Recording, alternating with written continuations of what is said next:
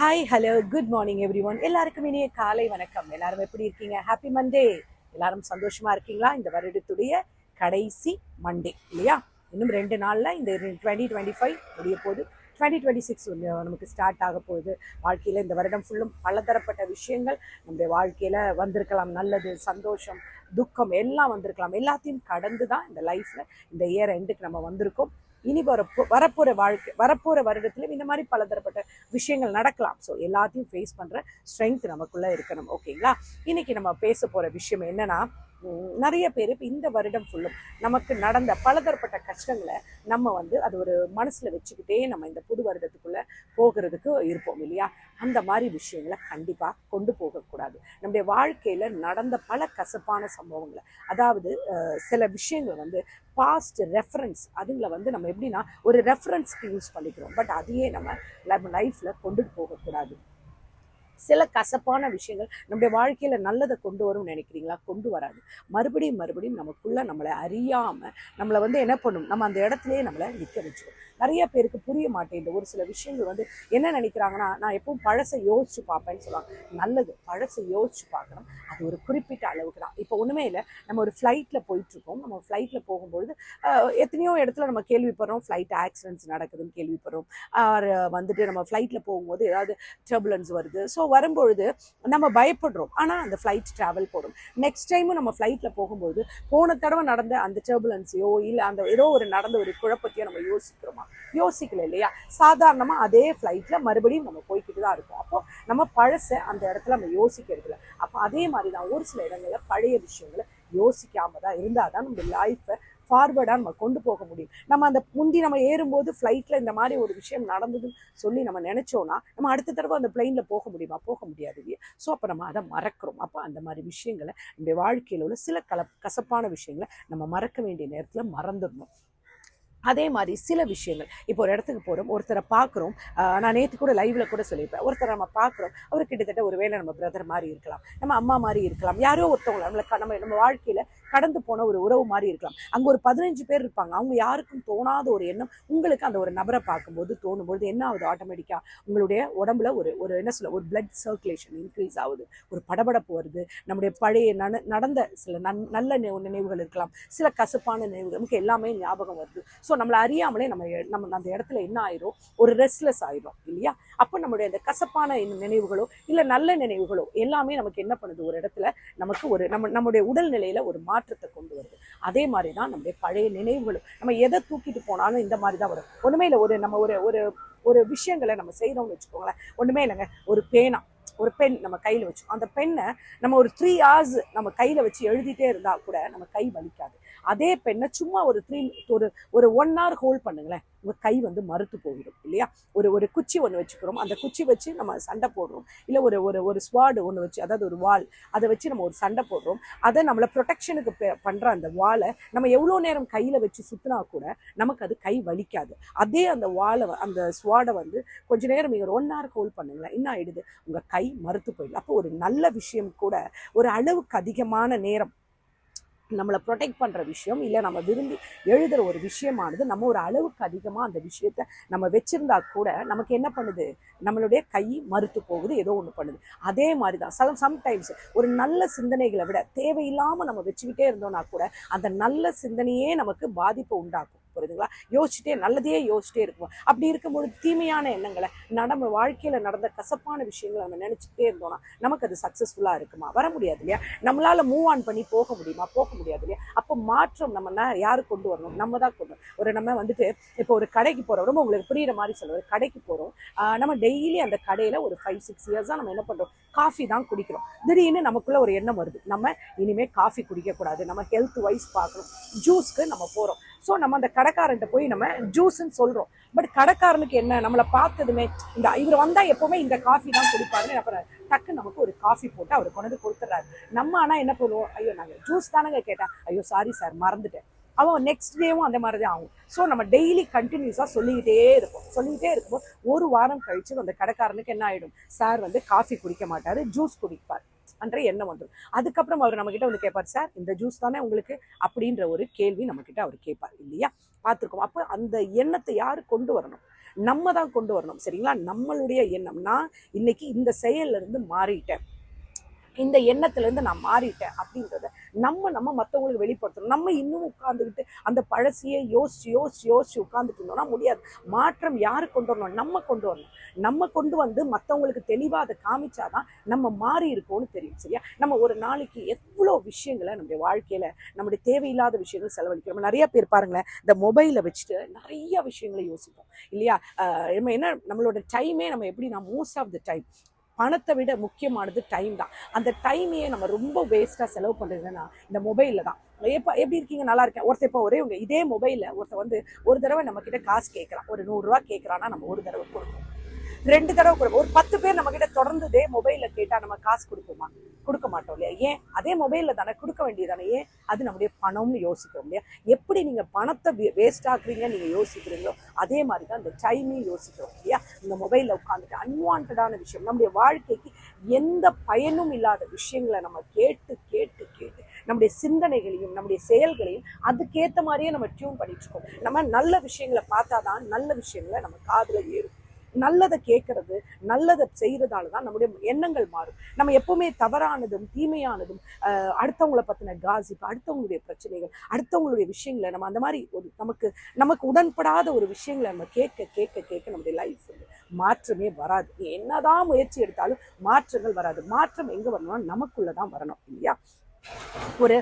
ஒரு நம்ம சர்க்கஸ் போகிறோம். சர்க்கஸ் போகும்போது அழகாக அந்த சர்க்கஸில் அந்த ஒரு கோமாளி வரான். அந்த கோமாளி அழகழகாக வித்தைகளை செய்யலாம். நம்ம பார்த்து சிரிக்கிறோம். சிரிச்சது நம்ம யாரை பார்த்து சிரிக்கிறோம்? அந்த கோமாளியை தான் பார்த்து சிரிக்கிறோம்.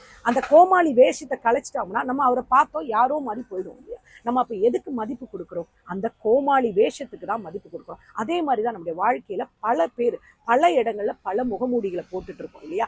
ஆஃபீஸில் போனால் நம்ம அந்த பொசிஷனுக்கு ஏற்ற ஒரு முகமூடி, வீட்டில் வந்தால் நமக்கு ஏற்ற ஒரு முகமூடி இல்லையா? நம்ம வீட்டில் ஒரு அப்பானா அப்பாவுக்கு ஏற்ற ஒரு முகமூடி, அம்மானா எப்படி இருக்கணுன்ற மாதிரி, ஒரு பொது இடங்களுக்கு போனால் எப்படி, அந்த மாதிரி நமக்குள்ள ஒரு முகமூடி இருக்கு இல்லையா? அந்த முகமூடியை நம்ம களைஞ்சிட்டோம்னா நம்ம யாருன்றது மற்றவங்களுக்கு தெரியாது. ஸோ என்ன பண்ணுறோம்? நம்மளை அறியாமலே நம்மளோட பழசு, அந்த பாஸ்ட் ரெஃபரன்ஸ் முகமூடியை நம்ம போட்டுக்கிட்டு எப்போவுமே நான் என்னை பலர் ஏமாற்றிட்டாங்க, அதனால நான் இனிமேல் யாருக்கிட்டையும் ரொம்ப கவனமாக இருப்பேன், அப்படி யாரை பார்த்தாலுமே அப்படியே ஒதுங்கி போகிறது. என் வாழ்க்கையில் ஒரு சில பிரேக்கப்ஸ் நடந்துடுச்சு, அதனால எனக்கு இந்த பெண்கள்னாலே அலர்ஜி, ஆண்கள்னாலே அலர்ஜி அப்படின்னு அந்த ஒரு முகமூடி. எல்லாரையும் பார்த்தாலும் இதே ஒரு எண்ணங்கள் நம்ம தவறாக நம்ம மனசில் வச்சுப்போம்.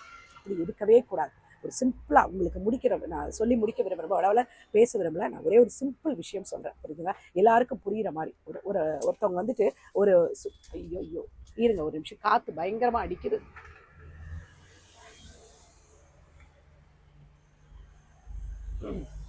ஒரு குழந்தை என்ன பண்ணுது, ஸ்விம்மிங் பூலில் கிட்ட நவுந்து போயிட்டு இருக்க ஒரு குழந்தை. அப்போ அம்மா பார்த்துட்டு என்ன பண்ணுறாங்க, ஓடி வராங்க அந்த குழந்தைய பிடிக்கிறதுக்கு. அதுக்குள்ள என்ன பண்றாங்க, லைஃப் கார்டு, அம்மா நான் வந்துட்டேன்னு சொல்லி அந்த லைஃப் கார்டு வந்ததும் அந்த அம்மா ஓடி வரதை ஸ்டாப் பண்ணிட்டாங்க.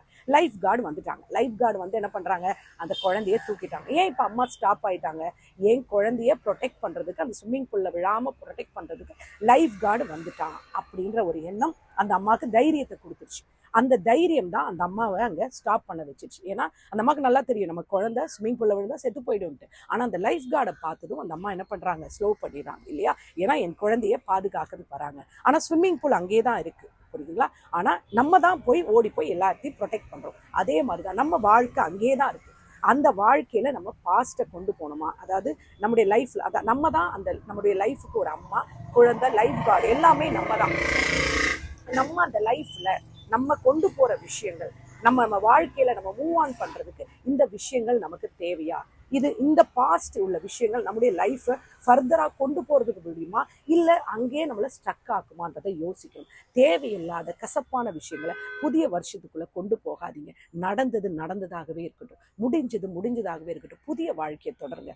எவ்வளோ வேதனைகள் இருக்கலாம், சந்தோஷங்கள் இருக்கலாம். சந்தோஷமானதையும் ஒரு அளவோடு வச்சுக்கோங்க, வேதனைகளையும் அளவோடு கொண்டு போங்க. ஒவ்வொரு வேதனைகளை கொண்டு போனீங்கன்னா உங்களுடைய மனசளவுலையும் உடம்பளவுலையும் நீங்கள் சோர்வாழ்வீங்க. என்னதான் நீங்கள் உழைச்சாலும் சரி இல்லையா, உங்களுடைய பழைய அந்த சோகங்கள் கஷ்டங்கள் உங்களை முன்னேற்ற விடாது. புரியுதா? வாழ்க்கையில எல்லாத்தையும் ஒரு பாடமா எடுத்துக்கோங்க. இதெல்லாம் ஒரு பாடம், ஒரு லெசன்ஸ், அவ்வளோதான். இன்னமும் நம்ம வந்து 1ஆம் கிளாஸில் படித்த சப்ஜெக்ட் நம்ம இன்னமும் எடுத்துகிட்டு போகிறது இல்லையா? 10வது வரும்போது வேறு சப்ஜெக்ட், 12வதுக்கு வரும்போது வேறு சப்ஜெக்ட் இல்லையா? சப்ஜெக்ட் மாறுது. இல்லை நான் 1ஆவதுக்கு படித்த அதே புக்கை தான் இப்பவும் படிப்பேன்னு சொன்னால் முடியுமா? முடியாது இல்லையா? அதே மாதிரி தான் வாழ்க்கையில், நம்முடைய வாழ்க்கையில் அனுபவங்கள் ஒன்று ஃபர்ஸ்ட் டே நம்ம வாசிக்கிற ஒரு கிட்டாரில் ஒருத்தர் வாசிக்கிறவன் ஒரு 20 வருஷம் கழிச்சு ஒரு மியூசிக் வாசிக்கும் போது நம்ம என்ன சொல்லுவோம், அன்னைக்கு எப்படி வாசிச்சா இன்னைக்கு எப்படி வாசிக்கிறான். ஏன்னா அந்த முன்னேற்றம், சரி, அவனுடைய எக்ஸ்பீரியன்ஸ், லைஃப் நமக்கு கொடுக்குற, வாழ்க்கையில் கொடுக்குற அந்த பாடங்கள் தான் நம்முடைய வாழ்க்கையை முன்னேற்றிட்டு வரும். அதே தான் அவங்க எல்லாருக்கும் சொல்கிறேன். உங்களுடைய வாழ்க்கையில் இந்த 2025 எவ்வளவு விஷயங்கள் நடந்திருக்கலாம், எவ்வளவு கஷ்டங்கள், எவ்வளவு சந்தோஷம் எல்லாமே நடந்திருக்கலாம், அதுக்கு முன்னாடியும் நடந்திருக்கலாம்.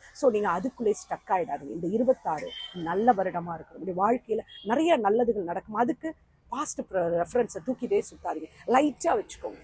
அந்த ரெஃபரன்ஸ்னால் என்ன? சும்மா ஒரு கோடு, அவ்வளவுதான். அதே நம்ம தூக்கிட்டு இருக்காதீங்க. எப்படி நான் சொல்கிறேன் பார்த்தியா, நம்ம இப்போ பாதுகாக்கிற ப்ரொடெக்ட் பண்ணுற அந்த ஸ்வாடோ அதையோ அதை யூஸ் இல்லாமல் நீங்கள் ஒன் ஹவர் நீங்கள் உங்கள் கையில் வச்சுட்டிங்கன்னா உங்கள் கையே பேரலைசைஸ் ஆகிடும். சொல்கிறேன் இல்லையா? அதே மாதிரி தான் எது தேவையோ அந்த தேவையானதை மட்டும் வைங்க. தேவையில்லாத விஷயங்களை தூக்கி போடுங்க. தேவையில்லாத விஷயங்களை உங்களுடைய டைம் ஸ்பெண்ட் பண்ணாதீங்க. தேவையில்லாத விஷயங்களை பேசாதீங்க. யாராவது பேச வராங்களா, தயவு செஞ்சு தூக்கி போட்டுருங்க. நெகட்டிவிட்டியை விட ஒரு அளவுக்கு தான், ஒரே டூ மச்சாக நெகட்டிவாக ஒருத்தவங்க வராங்கன்னா தயவு செஞ்சு அவாய்ட் பண்ணிடுங்க. நல்ல விஷயங்களை யோசிங்க. ரொம்ப நெகட்டிவ்குள்ளேயே இருந்து நம்முடைய வாழ்க்கை முன்னேறவே விடாது. எப்பவுமே நமக்குள்ள ஒரு சோக கீதம் பாடுற மாதிரி விடாதீங்க. மற்றவங்க உங்க சோகத்தை காமிச்சு மற்றவங்க கிட்ட சிம்பத்தி காட்டாதீங்க. இல்லாட்டினாலும் நான் இருக்கிறவளா வாழ்ந்து காட்டுங்க. என்கிட்ட எல்லாமே இருக்கு, உன்னுடைய இரக்கம் எனக்கு தேவையில்லை. இன்னொருத்தவங்களுடைய இரக்கம் நம்முடைய வாழ்க்கையை மூவ் ஆன் பண்ண விடாது. புரியுதுங்களா? நம்மளை அந்த இடத்துல வைக்க வச்சிடும். அவங்க உயர்ந்தவங்க மாதிரியும் நீங்க இன்னும் அவங்ககிட்ட இறங்கி வாழ்ற மாதிரியும் ஆயிடும். அப்படி வாழாதீங்க. நீங்களா வாழுங்க. கஷ்டங்கள் இல்லாத வாழ்க்கை இல்லைங்க, சந்தோஷம் இல்லாத வாழ்க்கை இல்லை, அழுகை இல்லாத வாழ்க்கை கிடையாது, சிரிப்பு இல்லாத வாழ்க்கை கிடையாது. இதெல்லாம் சேர்ந்து இருந்தால் தான் அது வாழ்க்கை. புரியுதுங்களா? அந்த வாழ்க்கையை நீங்கள் சந்தோஷமாக இப்போ நிறைய இழப்புகள் நடந்தவங்க உங்களுக்கு எல்லாருக்கும் சில வாழ்க்கையில் பலருக்கு பல விதமான வீட்டில் சில உயிரிழப்புகள் ஏற்பட்டிருக்கலாம், சில பெரிய பெரிய கடன் தொல்லைகள் வந்திருக்கலாம், வேற உறவுகளுக்குள்ள பிரிவுகள் வந்திருக்கலாம். பரவாயில்ல, எது நடந்தாலும் எல்லாம் நன்மைக்கேன்னு எடுத்துட்டு லைஃப்பை மூவ் ஆன் பண்ணி பாருங்கள். உங்களுக்கு பின்னாடி உங்களை சார்ந்து இன்னொரு குடும்பம் இருக்குன்றதை மறந்துடாதீங்க. உங்களை நம்பி வாழ்கிற ஒரு மக்கள் இருக்காங்கன்றதை மறந்துடாதீங்க. நல்ல விஷயங்களை ஸ்ப்ரெட் பண்ணுங்கள். போகிற இடத்துல உங்களால் முடிஞ்சால் நல்லதை பேசுங்க. பேச முடியலையா அந்த இடத்துல பேசாதீங்க. யாரையும் புறம் கூறாதீங்க. யாரையும் ஒருத்தருடைய முகத்தை வச்சு ஒருத்தரை வந்து டிசைட் பண்ணிடாதீங்க. புரியுதா? அவங்க கிட்ட இருந்து பழகினாதான் அவங்கள பற்றின விஷயங்களை தெரியும். பார்க்குறதுக்கு ஒரு சிலர் ஆட்டிடியூடாக இருப்பாங்க. உடனே நீங்கள் என்ன நினைப்பீங்க, ரொம்ப திமிருன்ட்டு. அவங்க தான் ரொம்ப இலகுன மனமாக இருப்பாங்க. சிலர் ரொம்ப அமைதியானவங்களா இருப்பாங்க. அவங்க கிட்ட தான் அவ்வளோ விஷயங்கள் இருக்கும். அதனால யாரையும் எடை போட்டுறாதீங்க. நீங்களா வாழுங்க. உங்களுக்கு சம்மந்தம் இல்லாத விஷயங்களுக்குள்ள தலையிடாதீங்க. சந்தோஷமா வாழுங்க. வாழ்க்கை ரொம்ப அழகானது. இல்லை இன்னைக்கு இருக்கிறவங்களுக்கு நாளைக்கு இருக்கோமான்னு தெரியாது. எதையும் கொண்டு போக போகிறது இல்லை. வாழ்க்கையில என்னத்தை கொண்டு வந்தோம், என்னத்தை கொண்டு போறதுக்கு சிம்பிள் விஷயம் தான். சந்தோஷமா இருங்க. நீங்க உங்க லைஃப்ல இருக்கிற ஸ்விம்மிங் பூலுக்கு நீங்க தான் லைஃப் கார்டு, நீங்க தான் அம்மா, நீங்க தான் குழந்தை. அதை மட்டும் மறந்துடாதீங்க. புரியுதா? உங்களை நீங்க ப்ரொடெக்ட் பண்ணிக்கோங்க. பாஸ்ட் ரெஃபரன்ஸ்லேருந்து உங்களை பாதுகாத்து புது வாழ்க்கைக்குள்ள சந்தோஷமா 26 உங்களுக்கு நியூவா இருக்கணும்ன்றதை மறந்துடாதீங்க. சந்தோஷத்தோட அவங்க யாராவது அப்படி தோல்வியோட பயத்தில் இருக்காங்களா, போய் அட்வைஸ் பண்ணுங்க, சந்தோஷப்படுத்துங்க. பட் அட்வைஸோட ஒரு அளவோட பண்ணுங்க. ஓவரா பண்ணீங்கன்னு வச்சுக்கோங்க, அமிர்தமும் விஷமாயிடும். ஸோ அளவோட பண்ணுங்க. ஃபர்தரா எதுக்குமே பயமுறுத்தாதீங்க, எதுக்கும் பயப்படாதீங்க. என்ன கஷ்டம் வந்தாலும் தைரியத்தோட ஃபேஸ் பண்ணுங்க. லைஃப் சேலஞ்சாக இருந்தால் தான் லைஃப் ஒரு இன்ட்ரெஸ்டாக இருக்கும். சேலஞ்ச் இல்லாத ஒரு லைஃப் இன்ட்ரெஸ்டாக இருக்காது. ஸோ ஜாலியாக லைஃபுக்குள்ளே என்ட்ராவுங்க. இந்த 26 உங்களுக்கு ஒரு சந்தோஷமான நாளாக இருக்கணும். உடைய வாழ்க்கையில் உள்ள எண்ணங்கள் எல்லாம் நடக்கணும். அதுக்கு பழைய விஷயங்களை தூக்கிட்டு திருப்பியும் உள்ள சுமந்துக்கிட்டு போகாதீங்க. சந்தோஷமாக இந்த நாளை எதிர்பாருங்க. முடிஞ்சா இன்னைக்கு 4 மணி லைவ்ல சந்திக்கலாம். இந்த நாள் உங்களுக்கு இனிய நாளாக இருக்கணும். கடவுளை வேண்டிக்கிறேன். Take care. Bye. Love you all.